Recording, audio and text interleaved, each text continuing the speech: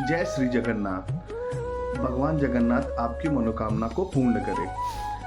कहते हैं कि भगवान जगन्नाथ जी 15 दिनों के लिए बीमार पड़ जाते हैं। तो क्यों पड़ जाते हैं भगवान जगन्नाथ जी 15 दिनों के लिए बीमार? तो आइए चलते हैं, वीडियो के माध्यम से आपको इसकी कुछ जानकारियां दी जाएगी।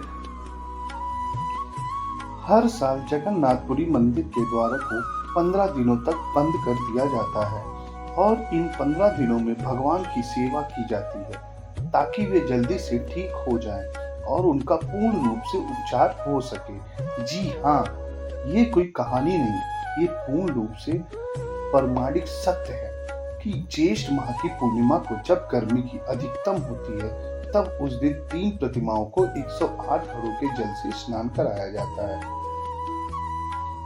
स्नान के बाद तीनों देवता यानी भगवान जगन्नाथ, उनके भाई बालभद्र और बहन सुभद्रा बीमार पड़ जाते हैं और फिर वह एकांतवास में चले जाते हैं। एकांतवास की इस प्रक्रिया को पुरी में अनाशय कहा जाता है। ज्येष्ठ माह के पूर्णिमा से भगवान श्री जगन्नाथ जी आज भी रोगी हो जाते हैं।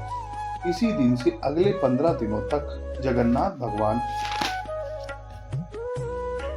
बीमार रहते हैं और 15 दिनों के लिए मंदिर बंद कर दिया जाता है और उनकी रसोई बंद कर दी जाती है। 15 दिनों तक जगन्नाथ जी को अलग अलग प्रकार के भोजनों का भोग लगाया जाता है। 15 दिन बाद जब वह पूरी तरह से ठीक होते हैं तो उस दिन से जगन्नाथ जी यात्रा शुरू होती है, जिसके दर्शन हेतु उनके भक्त उमड़ते हैं। जगन्नाथ भगवान के प्रत्येक वर्ष बीमार होने से जुड़ी कथा इस प्रकार है। भगवान जगन्नाथ जी में एक भक्त माधव दास जी अकेले रहते थे। संसार से उनका कोई लेना देना नहीं था।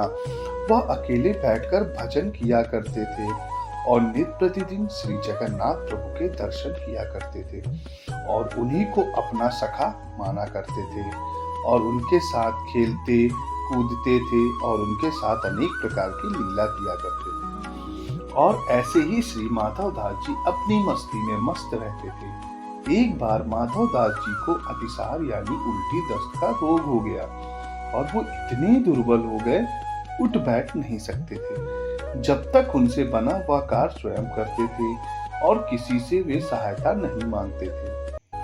और जब उनकी कोई सहायता करता था तो वे कहते थे कि मेरी रक्षा मेरे प्रभु जगन्नाथ जी करेंगे। इसी दशा के कारण रोग और बढ़ता चला गया और वह उठने बैठने में भी असमर्थ हो गए। तब श्री जगन्नाथ जी स्वयं सेवक बनकर उनके घर आए और अपने प्रिय भक्त के लिए प्रभु क्या क्या नहीं करते, क्योंकि माधव दास जी का रोग इतना बढ़ गया था कि उन्हें पता भी नहीं चलता था कि कब वह मलमूत्र त्याग देते थे, जिससे उनके वस्त्र और शरीर खराब हो जाते थे और उनके शरीर से दुर्गंध आने लगती थी। उन वस्त्रों को भगवान श्री जगन्नाथ जी अपने हाथों से साफ करते थे और उनके पूरे शरीर को साफ और स्वस्थ रखते थे। श्री जगन्नाथ भगवान अपने भक्त माधव दास को इतनी सेवा की जितना कोई अपना भी नहीं करता है। जब माधव दास जी को होश आया तो वो तत्काल उन्हें पहचान लिए कि यह तो मेरे प्रभु हैं। एक दिन माधव दास जी ने प्रभु से यह पूछ लिया कि हे प्रभु, आप तो त्रिभुवन के स्वामी हो, आप मेरी सेवा कर रहे हो। आप चाहते तो मेरा ये रोग खत्म कर देते और रोग दूर कर देते तो ये सेवा ही नहीं करनी पड़ती। इस पर ठाकुर जी महाराज ने मुस्कुराते हुए कहा, प्रिय माधव, मुझसे अपने भक्तों का कष्ट देखा नहीं जाता और ना ही सहा जाता है। इसी कारण मैं तुम्हारी सेवा स्वयं किया। जो भाग्य में होता है उसे तो भोगना ही पड़ता है। आप उसको काटोगे नहीं तो इस जन्म में नहीं पर भोगने के लिए अगला जन्म लेना पड़ेगा। और मैं नहीं चाहता कि मेरे भक्त को किसी भाग्य के कारण या किसी दुर्भाग्य के कारण उसे अगला जन्म लेना पड़े, इसलिए मैंने स्वयं तुम्हारी सेवा की। लेकिन अगर फिर भी तुम कह रहे हो तो भक्त की बात भी टाली नहीं जा सकती। भक्तों के सहायक बनकर प्रभु उन्हें भाग्य के कष्टों से सहज ही पार कर देते हैं। जगन्नाथ जी ने भक्त माधव दास से कहा, अब तुम्हारे भाग्य में 15 दिन का रोग और शेष बचा है, इसलिए 15 दिन का रोग मुझे दे दो। और फिर 15 दिनों का रोग प्रभु जगन्नाथ जी ने माधव दास से ले लिया। इसलिए आज भी भगवान जगन्नाथ जी 15 दिनों के लिए रोगी हो जाते हैं। भक्तों के प्रेम के चलते आज भी वर्षों में एक बार भगवान जगन्नाथ जी को स्नान कराया जाता है, जिसे स्नान यात्रा भी कहा जाता है। स्नान यात्रा करने के बाद 15 दिनों के लिए भगवान जगन्नाथ जी आज भी बीमार पड़ते हैं और 15 दिनों के लिए मंदिर बंद कर दिया जाता है। कभी भी बंद न होने वाला भगवान जगन्नाथ जी की ये रसोई 15 दिनों के लिए बंद हो जाती है और इस 15 दिनों में भगवान जगन्नाथ जी को 56 भोग भी नहीं खिलाया जाता। उसकी जगह पर भगवान को काढ़ों का भोग लगाया जाता है। इस दौरान भगवान को जड़ी बूटियों का भी भोग लगाया जाता है। जगन्नाथ धाम मंदिर में भगवान को बीमारी की जांच करने के लिए हर दिन वैद्य भी आते हैं। के अलावा भगवान जगन्नाथ को फलों का रस भी दिया जाता है, वहीं शीतल लेप भी लगाया जाता है। बीमारी के दौरान उन्हें फलों का रस और छेने का भोग भी लगाया जाता है। रात में सोने से पहले मीठा दूध भी अर्पित किया जाता है। भगवान जगन्नाथ जी को आराम के लिए मंदिरों के द्वार को बंद कर दिया जाता है और उनकी सेवा भी की जाती है ताकि वो जल्दी से जल्द ठीक हो जाए। जिस दिन वे पूरी तरह से ठीक हो जाते उस दिन जगन्नाथ जी की यात्रा निकलती है और दर्शन हेतु अल्पसंख्यक नहीं अपार संख्या में भक्त उमड़ते हैं। जगन्नाथपुरी की यात्रा को रथ यात्रा भी कहते हैं। सबसे पुराने और सबसे बड़े हिंदू रथ उत्सव के रूप में यह मनाया जाता है। ये उत्सव हर साल आषाढ़ मास जो कि जून जुलाई महीनों में पड़ता है, चैत महीनों के शुक्ल पक्ष के दौरान मनाया जाता है।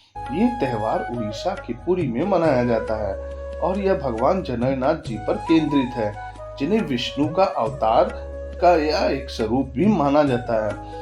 त्योहार के दौरान 3 देवताओं भगवान जगन्नाथ जी, उनके भाई बालभद्र और बहन सुभद्रा को बड़ी संख्या में भक्तों द्वारा 3 विशाल लकड़ी के रथों में बैठाकर नामक भक्त से मंदिर तक ले जाया जाता है। भगवान जगन्नाथ जी मंदिर लौटने से पहले 1 सप्ताह के गुंडिचा मंदिर में रहते हैं।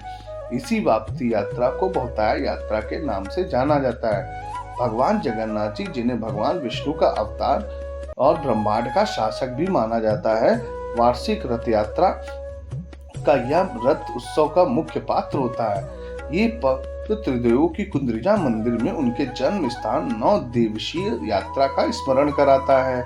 हिंदू कैलेंडर के अनुसार एक रथ यात्रा आषाढ़ मास की तृतीय तिथि को होती है। विश्व स्तर पर मनाई जाने वाली रथ यात्रा पवित्र देवों की अपनी त्रिदेव कुंद्रिजा मंदिर से यात्रा शुरू होती है। रथ यात्रा शुरू होने से पहले हर साल 3 रथ बनाए जाते हैं, जिनमें से प्रत्येक को स्थानीय कलाकारों द्वारा अद्वितीय तरीके से बनाया जाता है, जो भगवान जगन्नाथ, बालभद्र और माता सुभद्रा जी के लिए बनाया जाता है। भगवान जगन्नाथ के रथ में 16 पहिए और बालभद्र जी के रथ में 14 पहिए और मां सुभद्रा जी के रथ में 12 पहिए होते हैं, जिसके लिए हर साल न एक के चक्करों से नई लकड़ियां लाई जाती है। जगन्नाथ जी पूरी यात्रा न केवल धार्मिक यात्रा है, बल्कि यह संस्कृति, एकता और आस्था का प्रतीक भी है और यह कठिनाइयों और चुनौतियों के बावजूद आस्था और भक्ति के साथ आगे बढ़ता है। इस रथ यात्रा के माध्यम से सुभद्रा देवी और भगवान बालभद्र और जगन्नाथ जी भक्तों के बीच एक श्रद्धा का और समर्पण को दर्शाता है। इसी प्रकार पवित्र और जिम्मेदारियों को बुलाकर भगवान जी चरणों में समर्पित हो जाते हैं। जगन्नाथपुरी रथ यात्रा हमारे धार्मिक कर्तव्यों का एहसास भी दिलाते हैं और हमें यह स्मरण कराते हैं कि हमारे जीवन में धर्म का कितना महत्व है। तो दोस्तों, आपने देखा कि भगवान जगन्नाथ जी हमारे जीवन में क्या महत्व रखते हैं।